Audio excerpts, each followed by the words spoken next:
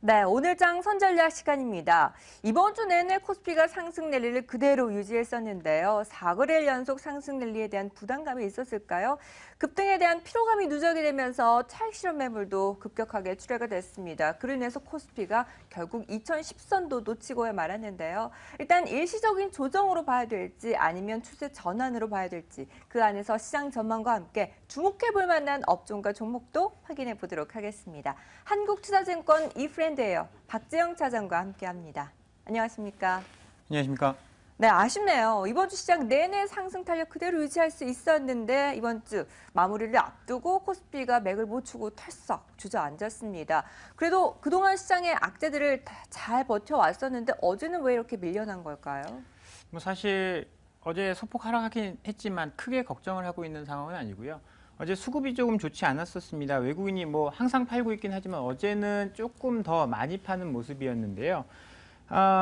지금 외국인 매도가 늘어나면서 추세가 꺾였다라고 보기보다는 기술적으로 잠시 좀 하락을 했다라고 해석을 해볼 수 있을 것 같습니다. 일시적인 하락일 가능성이 높다라고 보고 있고요.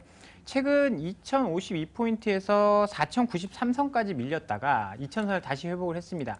그러면 하락의 50% 정도를 되돌린 것이거든요. 50% 되돌림 후 기술적 하락은 당연하다라고 볼 수 있을 것 같고요.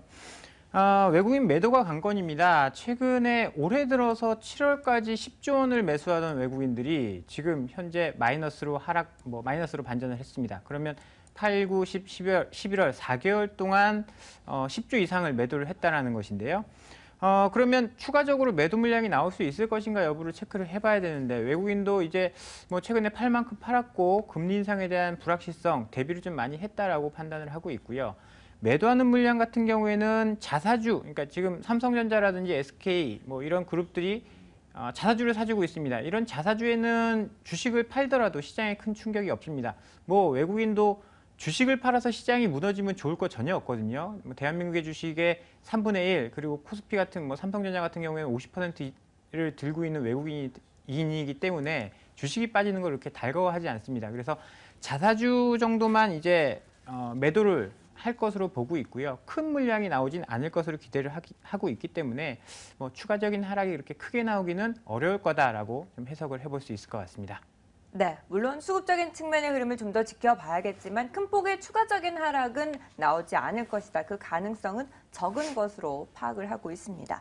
네, 그리고 환율의 변동성도 좀 체크를 해보도록 하겠습니다. 지난달까지만 하더라도 1120원대까지 급락을 했다가 다시 또 1160원대까지 올라왔는데 일단 어제 시장을 확인해 보니까 10원 넘게 급락을 하면서 1140원대까지 또 밀리고 있네요. 환율적인 측면에서는 어떤 부분에 포커스를 맞춰야 될까요? 어제 같은 경우에는 두 가지 요소가 작용을 했다라고 볼 수 있을 것 같은데요. 첫 번째는 지정학적 리스크가 있었죠. 터키가 러시아 전투기를 격추시키면서 지정학적 리스크가 발발을 했었고 지금 이제 11월 말입니다. 수출업체들의 내고 물량이 쏟아지면서 어제 한 10원 정도 하락을 했는데요. 원래 지정학적 리스크가 발생을 하면 그러니까 우리 환율은 약세를 띄는 게 정상입니다. 달러가 강세가 되고. 하지만 지금 최근 이 차트를 한번 좀 보시면 달러 인덱스가 100피까지 올라가는 등 굉장히 강세를 보이는 모습을 보였는데요. 금리 인상을 앞두고 지정학적 리스크로 인해서 금리 인상이 좀 어려워질 수 있지 않겠느냐라는 분석들이 나왔고요. 그렇게 돼서 달러 인덱스가 약세를 좀 보였고요. 거기에다가 이제 100피 가까이 올라가면서 이게 역사적 고점입니다. 전에 이제 한번 이제 돌파한 적이 있었는데 100포인트를 돌파하고 나서는 어떻게 될 것인가에 대한 이제 의문점, 두려움들이 발생을 하면서 기술적으로 달러 인덱스가 하락한 것이 전일 원화 강세의 주요 원인이었다라고 생각을 하고 있고요. 달러도 이제 금리 인상의 영향으로 100포인트 쪽에서 매매 공방을 좀 펼칠 가능성이 굉장히 높습니다. 지금 12월 달에 금리 인상 가능성이 높아지긴 했지만 아직까지는 불확실성이 있는 상황이기 때문에 확인하고 가자라는 물량들이 나올 수 있기 때문에 지속적인 강세, 그러니까 장기 추세로는 달러가 강세를 좀 보일 수 있겠지만 단기적으로는 조금 흔들릴 가능성이 있다. 그러면 달러의 움직임에 따라 원화의 움직임도 같이 움직일 것이다라고 좀 분석을 해볼 수 있을 것 같습니다. 네, 내구 물량 출하에 대한 그 부분도 있었고 고점에 대한 부담감도 시장에 작용하는 모습이었습니다. 환율의 흐름을 체크하면서 당연히 수출주들 얘기를 빼놓을 수가 없을 텐데요. 그로 인해서 어제 현대차도 4거래일 연속 하락하면서 결국 2% 가까운 하락세를 시현했습니다. 이렇게 수출주들에 대해서는 또 빨간불이 켜졌는데요. 어떻게 보시나요? 수출주 같은 경우에는 뭐 사실 환율에 좀 민감하게 반응을 하긴 하는데 네. 달러 같은 경우에 이제 장기적으로 우상향할 가능성이 있습니다. 미국이 금리를 뭐 계속 올려야 되기 때문에 달러 강세가 지속이 된다면 수출주도 지금 뭐 좋지 않았었던 부분도 개선될 수 있는데요. 다만 한 가지 이제 달러가 올라가면서 엔화가 약세를 계속 보이느냐 이런 점들을 좀 체크를 해봐야 됩니다. 엔화가 약세를 보이면 원화 약세 보이는 폭보다 이제 뭐 만약에 엔화 약세 보이는 폭이 더 크다면 우리 입장에서는 별로 좋을 일이 없거든요. 그래서 엔화와 함께 좀 보시는 것이 좀 필요할 것 같습니다. 네, 수출주들에 대해서 미국의 금리 인상에 대한 그 영향도 있겠지만 엔화와 함께 연계를 해서 꼭 체크를 해보자라는 전략을 제시해 주셨습니다. 그리고 유가가 최근 들어서 다시 급격하게 하락했다가 또 일부 반등하는 움직임을 보여주고 있는데요. 정유주들에 대한 전략도 필요해 보입니다. 어떻게 예측을 하시나요? 중장기적인 관점에서 좀 전략을 제시해 주시죠. 장기적인 관점에서 본다라고 한다면 유가가 여기서 더 빠질 것인가를 좀 체크를 해봐야 되는데요. 지금 네. 유가 같은 경우에는 40불대에서 좀 안정을 찾고 있는 모습입니다. 뭐 올해 상반기 이제 30불대까지 떨어지기도 했었는데요. 뭐 그것은 이제 뭐 단기적인 영향이었다라고 보고요. 시장이 안정이 되고 지금 뭐 금리 인상에 대한 우려가 있음에도 불구하고 40불대는 강하게 좀 지지를 해주는 모양새입니다. 그래서 여기서 만약에 유가가 40불대 밑으로 더 떨어지지 않는다라고 한다면 3분기 실적을 안 좋게 만들었던 이제 재고자산 평가 손실이라든지 정제 마진 하락 이런 부분들이 많은 부분 개선이 됩니다. 이제 유가가 하락한 지 1년 정도가 되고 있는데요. 1년이 지나고 나면 그러니까 최근에 유가가 계속 하락을 하면서 재고자산 평가 손실이 계속 발생을 했습니다. 1년 동안. 그러면 작년 대비해서는 안 좋았지만 올해 대비해서 내년에 더 나빠지지 않는다면 재고자산 평가 손실은 일어나지 않는 거거든요. 그리고 정제마진 하락도 마무리되게 됩니다. 그렇게 되면 이제 실적에 발목을 잡던 두 가지가 이제 사라지게 되는 겁니다. 그러면 실적에 대한 우려가 사라지면서 정유업체들 안정적인 흐름을 유지할 수 있을 것으로 보고요. 최근 달러 강세가 이제 부담스럽지만 고점을 형성한 후에 소폭 조정을 받고 있습니다. 이에 맞서서 유가는 반등을 하고 있거든요. 만약에 유가가 반등을 한다면 SK이노베이션, S-오일 같은 종목들은 뭐 상승할 가능성이 높습니다. 그러면 어떤 종목을 좀 골라야 되느냐? 유가만 놓고 본다면 S-오일과 SK이노베이션, GS 이런 순서대로 올라갈 가능성이 있습니다. 그러니까 유가에 영향을 받는 순서는 S-오일이 가장 많고요. GS 같은 경우에는 GS그룹의 지주회사 역할도, 그러니까 GS 칼텍스의 지분을 가지고 있지만 지주회사의 역할도 하고 있기 때문에 조금 더 유가에 덜 민감하게 작용을 하고요. 유가에 민감한 순서는 뭐 S-오일, SK이노베이션, GS 정도로 보시면 될 것 같습니다. 네, SK이노베이션과 S-오일까지 관심 종목으로 챙겨봐 주셨는데요. 내년에는 유가가 어떻게 흘러갈까요? 증권사들은 연초에는 그리 큰 흐름은 없을 것이고 후반으로 가면서 다시 급격하게 하락할 가능성도 있다라고 보고 있는데요. 그것은 이제 이란산 원유 때문에, 그러니까 핵 협상이 타결되고 내년서부터는 이제 이란산 원유가 출해될 가능성이 있습니다. 그렇지만 이제 뭐 서로 정치적인 관계가 얽혀 있어요. 이란과 사우디가 사이가 좋지 않기 때문에 사우디가 감산을 하면 이란이 원유를 늘릴 가능성이 있다라는 뭐 분석들도 나오고 있는데요. 사실 다 같이 죽는 것을 택하지는 않을 것 같아요. 뭐 계속 지금 셰일 오일도 많이 넘쳐나고 있고 공급이 늘어나고 있지만 유가가 뭐 30불대, 20불대 이렇게 떨어진다라고 한다면 원유를 생산하는 국가에서 가장 큰 손실을 볼 수 있기 때문에 그런 이제 뭐 치킨 게임까지는 가지 않을 것으로 보고 있고요. 40불대를 좀 많이 좀 지켜줄 가능성이 높다라고 판단을 하고 있습니다. 네, 그럼 안정적인 흐름을 보여준다면 비중을 확대하자라는 의견들도 많이 나오고 있는데요. 어떻게 보시나요? 그렇죠. 워낙 많이 빠졌기 때문에 실적도 많이 나빠졌고 여기서 유가가 나빠지지 않는다면 실적은 개선될 가능성이 있습니다. 화학 쪽 분야 그리고 뭐 SK 같은 경우에 네. 루브리컨츠 이런 쪽에서 실적이 개선이 되고 있기 때문에 악재가 해소되면 그만큼 떨어진 주가는 다시 탄력적으로 올라올 가능성도 있고요. 지금 또 SK이노베이션이라든지 S-오일 흐름을 보시면 그런 것들이 지금 이미 좀 실행이 되고 있다라고 판단을 해봐도 좋을 것 같습니다. 네, 그럼 한번 긍정적으로 지켜보도록 하겠습니다.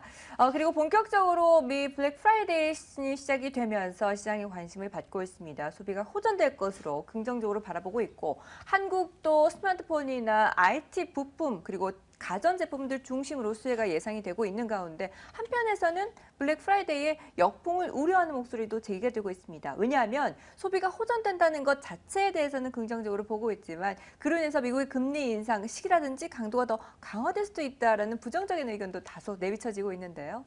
어떻게 보시나요? 일단 뭐 그런 것들은 너무 좀 앞서 나간 게 아닌가. 지금 미국이 금리 인상을 못하는 이유는 소비가 죽어서는 아니다라고 판단을 하고 있거든요. 미국이 네. 금리 인상을 못하는 것은 물가가 올라가지 않기 때문인데 이 물가는 이제 여러 가지가 복합되어 있는 영향을 뭐 볼 수 있습니다.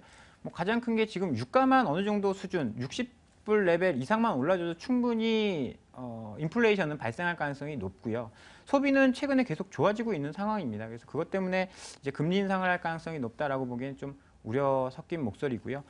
이제 블랙 프라이데이와 관련해서 우리 시장에서 뭐 훈풍을 얻을 수 있을 것인가 이런 부분들도 생각을 해봐야 되는데 전통적으로 블랙 프라이데이의 수혜 업종을 찾아본다라고 한다면 IT, 패션, 유통업체를 꼽아볼 수 있을 것 같습니다. IT 같은 경우에는 뭐 전자제품 저도 아마존에 가서 TV를 하나 구입할 예정인데 삼성전자 TV 같은 경우에 52인치 LED TV가 390불대 정도 하더라고요. 뭐 이렇게 되면 매출은 굉장히 많이 늘어날 가능성이 있습니다. 판매가 많이 되면서.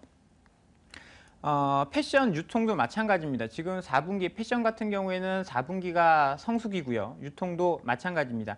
하지만 뭐 최근에 이제 세월호 사태 이후 되살아나던 소비가 메르스 사태로 다시 하락했고요. 최근에 다시 개선되고 있어서 기대감이 나타나는 것은 사실인데 이 블랙 프라이데이 이슈 하나만 가지고 이 하락하고 있던 유통업종, 패션 업종이 되살아나기는 뭐 좀 역부족이지 않나라는 판단을 좀 해보고 있고요. 만약에 최근에 좀 올라오고 있는 종목들이 있다라고 한다면 트레이딩 관점으로 보셔야 될 것 같다. 특히 뭐 유통이라든지 이런 것들은 여러 가지 이슈들이 있어요. 롯데쇼핑 같은 경우에는 뭐 지배구조와 관련해서 롯데호텔 상장이라든지 이런 여러 가지 복잡한 문제들이 얽혀 있기 때문에 조금은 좀 조심해서 접근을 해야 되는 업종이 아닌가. 뭐 충분히 많이 떨어졌지만 충분히 많이 올라올 때까지 기다리는 전략이 필요한 업종이다라고 좀 분석을 해드려 보도록 하겠습니다. 네, 이 미 블랙 프라이데이에 대해서 IT뿐만 아니라 패션 유통업체들 모두 다 수혜를 입을 것으로 예상이 되고 있는데 정말 그렇게 사면 싸긴 싼가 보죠?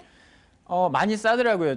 좀 개인적으로는 안타까운 게 한국 네. 시장에서는 보통 이제 100만 원대 전후에 판매되던 그 IT 전자 제품들이 한 절반 정도의 가격에 판매를 하니까 배송료라든지 세금을 감안하더라도 충분히 싸게 살 수 있어서요. 관심 있으신 분들은 한번 뭐 사보셔도 좋을 것 같습니다. 네, 정말 이 형식적인 부분만 할인이다라고 내걸고 할인 행사를 하는 경우가 많기 때문에 소비자들의 신뢰도도 떨어진 것이 한국의 그 할인 10월 달에 행사인데요. 한번 그랬었죠. 네. 그런데 이제 미국의 블랙 프라이데이는 확실하게 제대로 할인 행사를 해주니까 그만큼 인기도도 높은 것 같습니다. 우리도 좀 본받아야 되지 않을까 싶은 생각도 드네요.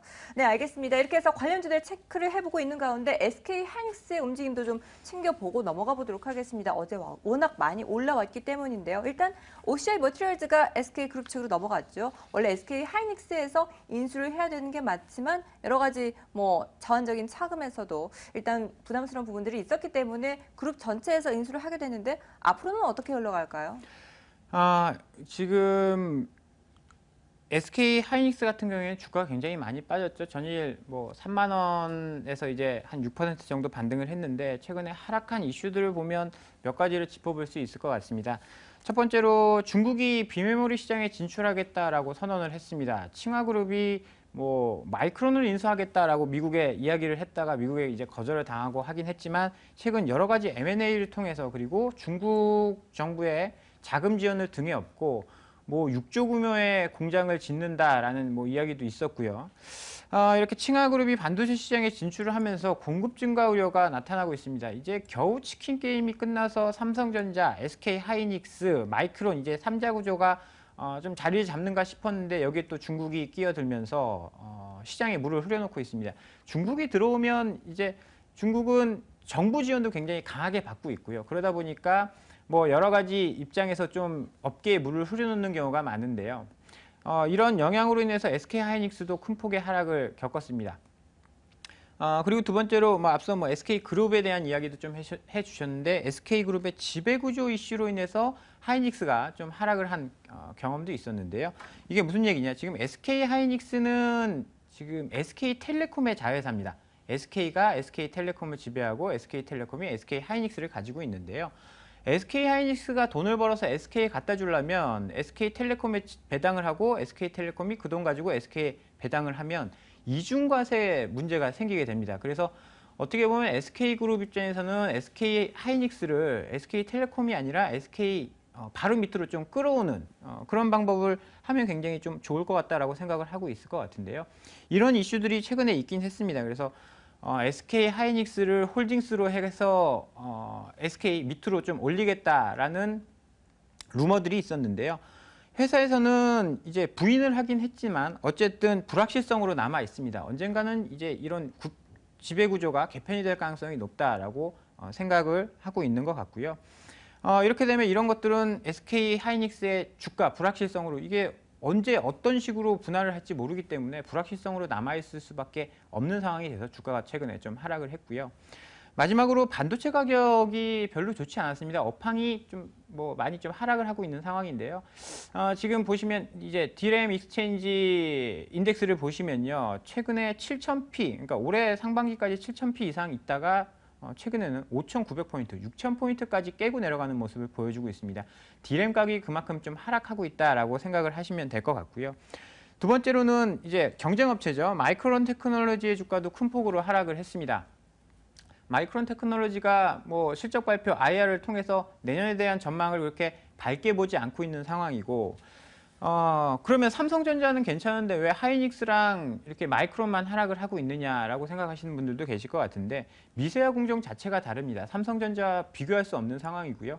삼성전자가 미세화 공정이 가장 앞서고요. 16나노라든지 20나노 쪽 미세화 공정이 가장 앞서 있는 상황이고요. 다음이 하이닉스, 그다음에 마이크론입니다. 그렇다 보니까 그리고 삼성전자는 이제 반도체만 하는 업체가 아니고요. 가전, 스마트폰 사업부 이제 분할이 많이 되어 있기 때문에 어느 정도 쿠션 역할을 해줄 수 있는 사업부가 많습니다. 하지만 마이크론이라든지 하이닉스는 반도체 업황에 전반적으로 기대고 있기 때문에 이런 D램 가격 하락이라든지 업황 부진에 이렇게 좀 크게 하락할 수밖에 없는 상황입니다. 그래서 이런 점들이 하이닉스의 주가에 발목을 잡은 세 가지 요소, 다른 것도 있어요. 인텔도 새로운 신기술의 반도체를 개발했다 이런 소식들도 주가 하락하는 요인이었긴 한데요. 이런 것들이 이제 하이닉스의 주가의 발목을 잡는 요인이었지만 가장 큰 것은 SK 하이닉스가 지금 돈을 잘 벌고 있다는 겁니다. 분기 1조 3천억에서 1조 6천억까지 영업이익을 내는 회사인데요. 지금 주가는 엄청나게 하락을 하고 있죠. 예를 들어서 이제 업황이 계속 하락을 하면서 실적이 안 좋아졌다라고 한다면 주가 하락이 이유가 되겠지만 지금은 논외의 요인으로 주가가 하락을 하고 있기 때문에 충분히 받는 가능성도 있다라고 해석을 좀 해볼 수 있을 것 같습니다. 네, 업황 자체도 부진한 모습이었고 중국에서도 반도체 시장에 대한 진출도 악재로 작용했습니다. 지배구조 이슈까지 안겨서 주가가 하락세를 시현했는데 그래도 반등 가능성은 있다고 하니까요. 참고하셔서 전략을 좀 세워보시기 바랍니다. 네, 어쨌든 시장이 이번 주 초반부터 분위기가 상당히 좋았는데요. 어제 시장에서 뒷심이 좀 빠지는 모습이었습니다. 이번 주 남은 전략과 함께 관심 가져볼 만한 종목도 하나 제시해 주시죠. 네, 외국인 매도가 시장의 발목을 잡고 있는 상황입니다. 하지만 추가적으로 더 크게 매도가 나올 만한 요인은 없다라고 보고 있고요. 12월 15일 FOMC 귀를 좀 기울여 봐야 할 것 같습니다. 금리 인상 불확실성으로 인해서 외국인 공격적인 매수 반전을 기대하기는 어려운 상황이지만 크게 하락할 만한 요인도 눈에 띄고 있지는 않는 상황입니다. 그래서 시장은 요 2000선 상황에서 크게 급등하거나 하락하지 않고 횡보선을 좀 유지를 할 가능성이 있어 보이고요. 최근에 감신주는 개별 종목에 좀 관심을 가져보시는 게 좋을 것 같습니다. 오늘 준비한 종목은 SNTC라는 종목인데요. 에어쿨러 등 열교환기를 생산을 하는 회사입니다. 매출의 70% 정도를 차지를 하고 있는 이제 에어쿨러, 열교환기 시장에서의 경쟁력을 좀 확인을 할 수 있는 3분기 실적을 발표를 했는데요. 이익률이 15%를 넘어가고 있고요. 최근에 정유 플랜트라든지 이런 플랜트 시설에 대한 투자가 늘어나면서 플랜트 시설에는 열을 식혀주는 에어쿨러가 꼭 필요합니다. 여기에 대한 투자가 증가를 하고 있고요. 수주 잔고가 3분기 기준으로 2,392억 원입니다. 전년 대비 200% 이상 증가를 한 수주 잔고고요. 이렇게 실적이 좋아지다 보니까 매분기 100억 원씩 기말 현금이 증가를 하고 있습니다. 현재 500억 정도의 현금을 쌓아놓고 있는데요.